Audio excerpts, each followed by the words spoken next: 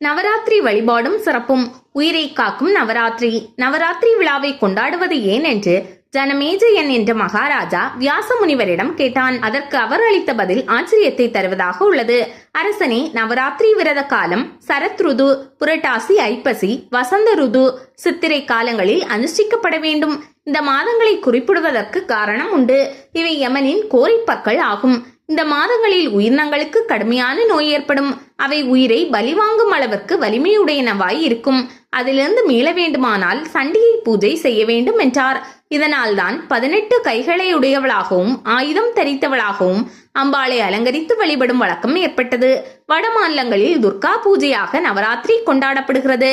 4 வகையான வசதிகளை விரும்புபவர்கள் நவராத்திரி பூஜையை அவசியம் செய்ய வேண்டும் என்கிறார் வியாச மகரிஷி.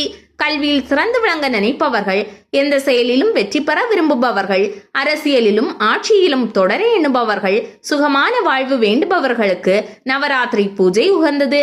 இவர்கள் தங்கள் இல்லங்களில் சக்தி தேவி சிலை அல்லது படத்திற்கு நவராத்திரியின் 9 நாட்களும் மலர் மாலைகள் அணிவித்து ஒவ்வொரு நாளும் ஒவ்வொரு விதமான நைவேத்தியம் படைத்து வணங்க வேண்டும். மேலும் இவர்கள் ஏழைகளுக்கு தானமும் செய்ய வேண்டும். இவ்வாறு செய்பவர்கள் நினைப்பது நடக்கும் என்பது ஐதீகம். அம்பாளை வணங்குவதன் பலன்.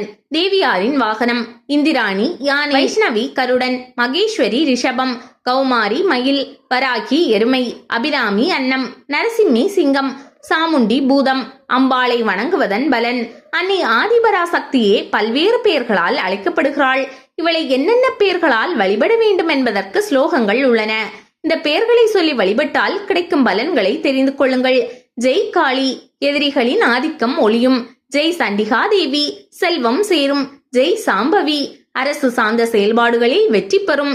ஜெய் துர்கா, ஏழ்மை அகலும், துன்பம் விலகும், போரில் வெற்றி கிடைக்கும், மறுபிறவியிலும் நல்லதே நடக்கும். ஜெய் சுபத்ரா, விருப்பங்கள் நிறைவேறும். ஜெய் ரோஹிணி, நோய் தீரும். நவராத்திரியின் முதல் 3 நாட்கள் முதல் 3 மந்திரங்களையும் அடுத்த 4 நாட்கள் ஜெய் துர்கா என்ற மந்திரத்தையும் சொல்ல வேண்டும்.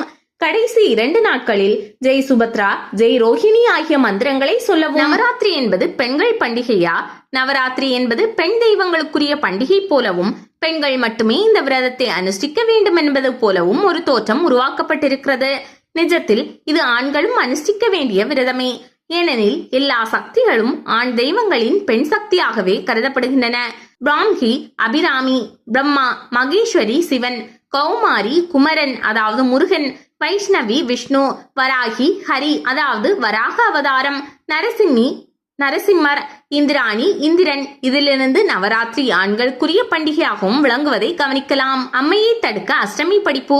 நவராத்திரி விரதம் பிரதமையில் துவங்கி நவமியில் முடியும். இதில் குறிப்பாக அஷ்டமி நவராத்திரியின் 8ஆம் நாள், நவமி சரஸ்வதி பூஜை நாள். திதிகளில் அம்பாளின் கதையை கேட்டாலோ படித்தலோ அம்மை நோய் வராது என்பது நம்பிக்கை. மேலும் அம்பிகையின் கதை கேட்பவர்களை கிரகதோஷம் எதுவும் செய்யாது. பிரிந்த உறவினர்கள் நண்பர்கள் மீண்டும் ஒன்று சேர்வர். திருடர்களால் பயமில்லை. நெருப்பு, தண்ணீர், ஆயுதம் போன்றவற்றால் ஏற்படும் கண்டங்கள் இருந்தால் ஓடி போய்விடும். அம்மை நோய் வராது என்பது மிகவும் முக்கியம். நவராத்திரி காலம் மட்டுமின்றி பிற அஷ்டமி, நவமி, சதுர்த்தசி திதிகளிலும் அம்பாளின் கதையை நீங்கள் வாசிக்கலாம். நவராத்திரியை 3 பிரித்தது ஏன்? நவராத்திரியின் முதல் 3 நாட்கள் லட்சுமிக்கும், அடுத்த 3 நாட்கள் சக்திக்கும், கடைசி 3 நாட்கள் சரஸ்வதிக்கும் உரியதாக தமிழகத்தில் விழா எடுக்கிறோம். இதற்கு காரணம் உண்டு. வாழ்க்கைக்கு தேவை பணம், பிற வசதிகள். இதை பெறுவதற்கு லட்சுமியை முதலில் துதிக்கிறோம். பணம் இருந்தால் போதுமா? அதை பாதுகாப்புடன் வைக்க வேண்டுமே. அதற்கு தைரியத்தையும் வழிமுறையும் வேண்டி சக்தியாகிய துர்க்கை, காளி இன்னும் பிற காவல் தெய்வங்களை வணங்குகிறோம். பாதுகாப்புடன் கூடிய செல்வம் மட்டும் போதுமா? அதை என்னென்ன பயனுள்ள காரியங்களுக்கு பயன்படுத்த வேண்டும் என்பது தெரிய வேண்டுமே. அதற்குதான் கல்வி. ஆக காரண காரியங்களுடன் வகுக்கப்பட்டது நவராத்திரி பூஜை முறை. புரட்டாசியில் நவராத்திரி கொண்டாடுவது ஏன்? வட மாநிலங்களில் கொண்டாடப்படும் துர்கா பூஜை தமிழகத்தில் நவராத்திரியாக கொண்டாடப்படுகிறது. இதை புரட்டாசியில் கொண்டாட ஜோதிட ரீதியான காரணமும் உண்டு. நவக்கிரகங்களின் சஞ்சாரத்தை கோல்சாரம் என்று குறிப்பிடுவர். இதில் சூரியனுக்கு மிகுந்த முக்கியத்துவம் உண்டு. இவர் புரட்டாசி மாதத்தில் புதனுக்குரிய கன்னி ராசியில் சஞ்சரிப்பார். புதன் கல்வி கலைகளுக்குரியவராகவும் புத்திகாரகனாகவும் பண்பு நலன்களை தருபவராகவும் இருப்பவர். அதனால்தான் கல்வி கலைகளுக்குரிய கலைமகளை இம்மாதத்தில் வழிபாடு செய்கிறோம். இசை, நடனம், விளையாட்டு போன்ற கலை பயில்பவர்களும் அட்சர அப்பியாசம் என்னும் முதல் படிப்பு சடங்கு செய்பவர்களும் புரட்டாசியில் வரும் விஜயதசமி நாளிலேயே தொடங்குகிறார்கள். புரட்டாசியில் வரும் இந்த நவராத்திரியை சரஸ்வதியின் பெயரை இணைத்து சாரதா நவராத்திரி என்று அக்காலத்தில் அழைத்தனர். கல்வி மட்டுமல்லாமல் செல்வம், தைரியமும் மனிதனுக்கு அவசியம்.